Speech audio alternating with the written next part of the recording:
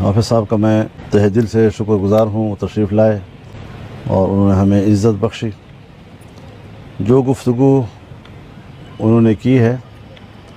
میرے خیال میں یہ ہم سب کی ایک ہی آواز ہے۔ میں صرف آج آپ دوستوں کی یہاں تشریف آوری کا فائدہ اٹھاتے ہوئے کچھ تفصیل بیان کرنا چاہوں گا۔ سب سے پہلے جب میرے ساتھ رابطہ کیا وہ محترمہ مشعل یاسین ملک صاحبہ نے کیا، اور ان کے ساتھ ملک صاحب کی اکلوتی بیٹی جنہوں نے 1.5 سال کی عمر میں اپنے والد کو دیکھا، اور اس کے بعد اب وہ 10 سال سے اوپر ہو گئی لیکن اپنے والد کو نہیں دیکھا۔ ان کے احساسات تھے کہ جہاں پر میرا شوہر اس وقت پھانسی کا انتظار کر رہا ہے اور انڈین جیل میں ہے، جب یہاں کے حالات ان تک پہنچیں گے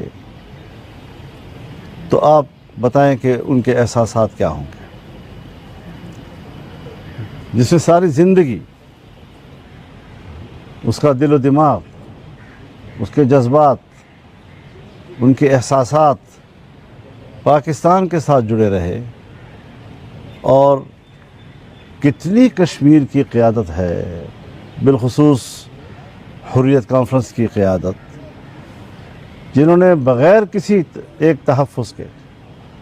مسلسل پاکستان کا ساتھ دیا اور پاکستان کی تحریک کو اپنی تحریک سمجھا۔ ہر تحریک پاکستانی جھنڈے تلے انہوں نے چلائی، ان کے جنازے پاکستان کے جھنڈے میں لپٹ کر گئے، قبروں تک گئے ہیں، اور انہوں نے قدم قدم پر پاکستان زندہ آباد کے نعرے لگائے ہیں۔ آج اس قسم کے حالات اگر پیدا ہو گئے ہیں تو یہ حادثاتی قسم کے حالات ہیں، جس کے در پردہ بہت سی وجوہ ہو سکتی ہے، لیکن یہ وہ وقت ہے کہ جو ہمارے عقل و دانش کو اپیل کرتا ہے کہ ہم جذبات سے کام نہ لیں اور عقل و دانش کے ساتھ ہم خوش اسلوبی سے اس معاملے کو حل کریں اور اس کے کوئی اچھے نتائج ہم سامنے لائیں۔ اس حوالے سے جب میں نے اسمبلی میں بات کی تھی تو یہاں ایک بہت بڑا وفد میرے پاس آیا، جس میں سابق صدر آزاد کشمیر جناب سردار یعقوب صاحب بھی موجود تھے، جس میں سابق صدر آزاد کشمیر سردار ابراہیم خان کے بیٹے پوتے سردار حسن ابراہیم صاحب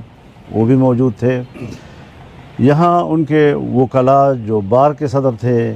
ڈسٹرکٹ بار کے، وہ بھی موجود تھے،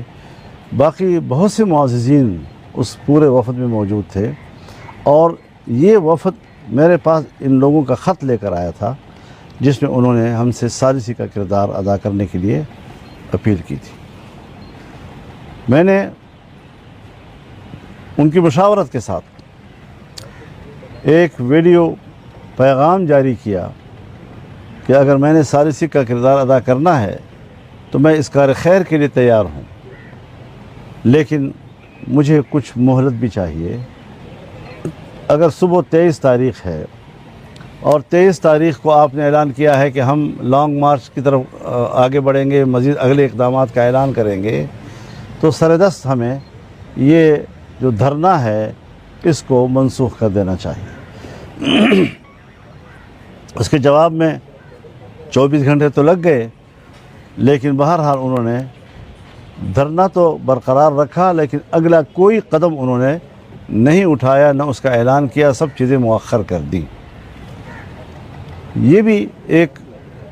مثبت سوچ کے تحت ایسا کیا گیا ہے، اور ایک موقع انہوں نے فراہم کیا ہے کہ کسی قسم کے خون خرابے سے بچ کر ہم اگر کوئی معاملے کو سیاسی طور پہ حل کر سکتے ہیں۔ میں نے اس حوالے سے اسمبلی میں بھی بات کی، پرائم منسٹر صاحب کے آفس کو بھی میں نے اپنی صورتحال سے آگاہ کیا، اور وہ بھی اس وقت مشاورت میں مصروف ہیں۔ جب تک دونوں طرف کی مشاورت مکمل ہو کر ہم تک کوئی بات نہیں پہنچتی، ہم منتظر رہیں گے اگلے کوئی قدم اٹھانے سے۔ لیکن ان حالات میں پاکستان کے تمام سیاسی قیادت، کشمیر کی تمام سیاسی قیادت وہ اس وقت تشویش میں ہے اور فکر مند ہے کہ مسئلہ کشمیر کے ہوتے ہوئے آج ہم کس طرح بین الاقوامی فورم پر انڈیا ایک جارح کے انداز میں پاکستان کے خلاف قرارداد لاتا ہے اور پھر وہاں پر پاکستان ایک دفاعی پوزیشن لے لیتا ہے۔ 78 سال میں جو پاکستان کی پوزیشن تھی وہ یکسر کیوں تبدیل ہو گئی؟ ان ساری چیزوں کو ہم نے سنبھالنا ہے اور صورتحال کو وہیں لے جانا ہے کہ جہاں پر تھا۔ ہاں، اگر کشمیریوں کے مسائل ہیں، چارٹر آف ڈیمانڈ ہے، اب اگر حکومت یہ کہتی ہے کہ ہم نے تو ان کے سارے مطالبات مانے ہیں، تو یہ بات بھی آن ریکارڈ ہے کہ حکومت نے پھر ان کی اسی کمیٹی کو کالعدم بھی قرار دیا، پھر اسی کمیٹی کے ساتھ معاہدات اس کو بھی منسوخ کیا، پھر جتنے مطالبات انہوں نے تسلیم کیے تھے ان کو منسوخ کرنے کا نوٹیفیکیشن بھی جاری کیا۔ صورتحال اس وقت یہ نہیں ہے کہ ہم کہیں کہ حکومت یہ مان چکی ہے، یہ مان چکی، حکومت جو مان چکی اس سب کو منسوخ کر چکی ہے۔ لہذا گورنمنٹ کو دوبارہ اس بات پر آمادہ ہونے کے لیے ضروری ہے کہ وہ ہمیں اپنی پوزیشن بتائیں تاکہ اس میں ہم ایک اچھا مثبت کردار ادا کر سکیں اور مسئلے کے حل کی طرف ہم جائیں۔ مسئلہ کشمیر بہت نازک اور حساس ہے، خیبر پختونخوا ہو، بلوچستان ہو، اور پھر اب کشمیر کی بھی یہ صورتحال بن جائے تو پاکستان کا مستقبل کیا ہوگا؟ اس حوالے سے ہر پاکستانی شہری فکر مند ہے اور صرف ہمیں قوت کی بنیاد پر فیصلوں سے گریز کرنا چاہیے اور عقل مندی کی بنیاد پر ہمیں فیصلوں کی طرف جانا چاہیے تاکہ ایک مشاورت کا ماحول ہو، ہم ان کی سنیں، وہ ہماری سنیں، اور مجھے اللہ پر بھروسہ ہے کہ جب ہم نیک نیتی کے ساتھ ایک دوسرے کے ساتھ بیٹھیں گے تو کوئی نہ کوئی راستہ اللہ نکالے گا۔ مولانا صاحب، ابھی آپ نے خود ذکر چونکہ کر دیا ہے کہ حکومت کی جانب سے بھی کچھ اقدامات ابھی تک اس طرح نہیں لیے گئے، ورنہ شکوہ وہ کیا کر رہے تھے وہاں سے کشمیر میں، ہم خود گئے ہیں کوریج کے لیے، کہ ہمیں ہی صرف کہا جا رہا ہے کہ آپ دھرنا ختم کریں یا پیچھے ہٹ جائیں، حکومت سے کوئی نہیں پوچھ رہا کہ آپ ہمارے خلاف جو مقدمات ابھی نئے مقدمے قائم کر دیے ہیں یا وہ، لیکن آپ نے یہ ذکر کر دیا ہے۔ اصل اس میں ایک اور چیز آ رہی ہے کہ جس طرح محمود اچکزئی نے کہا کہ حکومت ایک طرف سے ایک حکومت کرش کرنا چاہتی ہے اور دوسری طرف دوسری حکومت ان کے ساتھ بات کرنا چاہتی ہے، یہ کون سی دو حکومتیں متوازی چل رہی ہیں کہ کرش بھی کرنا چاہتی ہے ایک دوسری؟ دیکھیے، ہمیں اس وقت اس چیزوں سے بالا تر ہو کر بات کرنی ہے۔ ہم نے حکومت کو دو حصوں میں تقسیم نہیں کرنا۔ حکومت کو دو حصوں میں تقسیم کرنا تو یہ تو پھر میرے خیال میں کوئی غیر ضروری سی بات ہو جاتی ہے۔ سنجیدہ ہو کر ہمیں اس معاملے کو زیر بحث لانا ہے۔ میں اپوزیشن میں ہوں، میں حکومت کے ساتھ اس وقت بیان کی حد تک، میرے بیان وہ دیکھ رہے ہیں، ان کا کوئی بیان ہو تو میں دیکھ رہا ہوں، پیغام کوئی ہمارا چلا جاتا ہے، کوئی ان کا آ جاتا ہے، لیکن کشمیر کے لیے میں وہ سارے حدود عبور کر کے ان کے ساتھ براہ راست گفتگو کرنے کے لیے بھی تیار ہوں۔ مولانا، آپ نے جیسا کہ خود ظاہر آپ ساکسی کے لیے آپ نے پیشکش کی، لیکن جو کشمیر کی اس وقت موجودہ صورتحال ہے وہ صرف پاکستان میں یا انڈیا میں نہیں دیکھی جا رہی، بلکہ جو انٹرنیشنل ورلڈ ہے وہاں پہ بھی بہت زور و شور سے یہ مدعا اٹھایا جا رہا ہے۔ برطانیہ کے پارلیمنٹ اسکیئر پر ایک بہت بڑا احتجاج ہوا، اسی طرح سے سوئٹزرلینڈ میں ہوا، امریکہ میں ہوئے، تو ایک پوری دنیا میں یہ ایک بڑا نیگیٹو میسج آ رہا ہے۔ آپ بارہا حکومت کو جیسے آپ پیغام دے چکے ہیں، حافظ صاحب کی طرف سے بھی یہ خبر سامنے آئی تھی کہ وہ بھی آئندہ کچھ گھنٹوں میں وزیر اعظم سے ملاقات کرنے جا رہے ہیں، تو حکومت آخر کیوں کر سنجیدہ نہیں ہو رہی، جبکہ آفیشیلی حکومتی اعداد و شمار کے مطابق 24 کے قریب لاشیں گر چکی ہیں، کئی سارے لوگ لاپتہ ہیں، پورا کشمیر بند ہے، اس کے باوجود یہ نان سیریسنس کیوں دکھا؟ یہ آپ نے بڑا اچھا سوال کیا کہ پوری دنیا میں جو کشمیری ڈائسپورا ہے وہ اس کا بڑا کردار ہے تحریک آزادی کشمیر میں، اور پوری دنیا میں وہ قضیہ کشمیر کے وکیل ہیں اور ہر محاذ پر، ہر فورم پر وہ دنیا میں لڑ رہے ہیں، بات کر رہے ہیں۔ سو یقیناً ان کی بھی جذبات ہیں، ان کا بھی رد عمل آ رہا ہے اور مزید آئے گا، لیکن میں ان سے بھی اپیل کرنا چاہتا ہوں